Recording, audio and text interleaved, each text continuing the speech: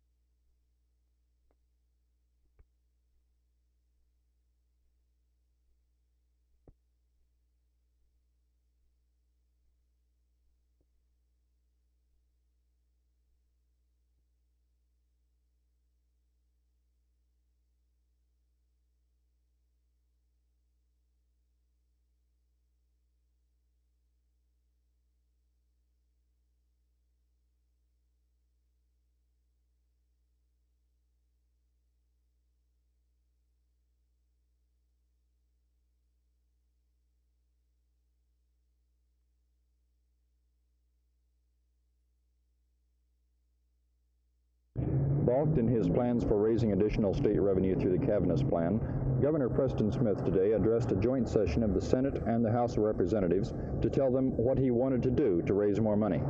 Governor Smith rejected one-year appropriations, he rejected tampering with the sales tax to raise it, and he rejected a corporate profits tax. But he did say we should increase the cigarette tax and gross receipts tax on chemical products. I have previously recommended that the tax on cigarettes be increased by 3 cents to 14 cents per package. I now recommend to you another 1 cent increase in that tax, making the total 15 cents per package. Recalculations from the Comptroller's office now indicate that the additional 4 cents instead of 3 cents on each package of cigarettes would yield $71 million for the biennium. This means, with the recalculation, that the additional 1 cent which I am adding on in this message would yield approximately $26 million. Next, I recommend to you the enactment of a 0.5% gross receipts tax on those producing chemical products, which would yield $45 million for the biennium. And in this connection, let me remind you that gross receipts taxes are not unique to this state, nor are they unique to those of you who are members here today as a means of obtaining additional revenue to help finance our highways, our public welfare programs, our elementary and correctional institutions, and our programs for better education in Texas. Governor Smith may have more trouble with this plan than he realizes. After his speech, one senator called the plan horse and buggy taxation. Another predicted that Gulf Coast interests, who would be affected by the chemical tax, would go out of their tree. This is Phil Reynolds, Channel 8 News in Austin.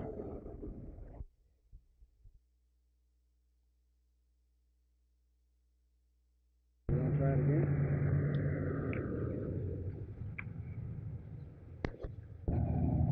Well, What's the church attempting to do in this neighborhood? Well, the church is not attempting to do anything in this neighborhood. Our sort of frontline team, that is the members of the partnership itself, have been meeting with members of this community to struggle with them and try to, in some way, solve the basic problem, and that is to get a fair price for the property that is involved in the Fair Park expansion area. The property owners, the homeowners, have or had identified their problem before we became a part of the partnership. So it's been a response to their identification of the problem and so forth. We've been working in that way ever since we joined them in November.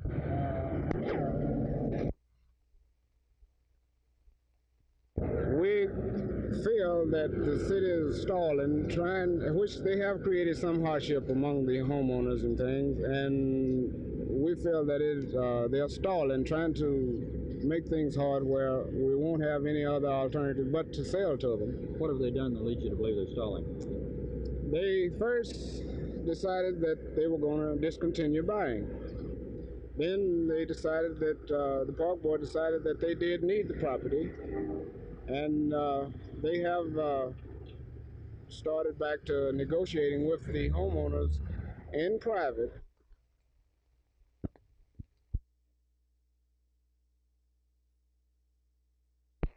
So, Judge Barnes, what in your mind should be done to reorganize the workings of the Supreme Court?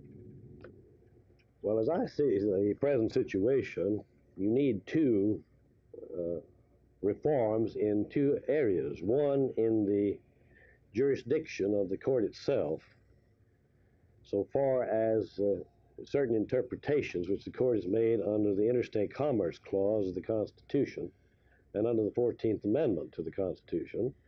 And secondly, I think we need a basic constitutional reform by way of amendment in the method of selection of Supreme Court justices.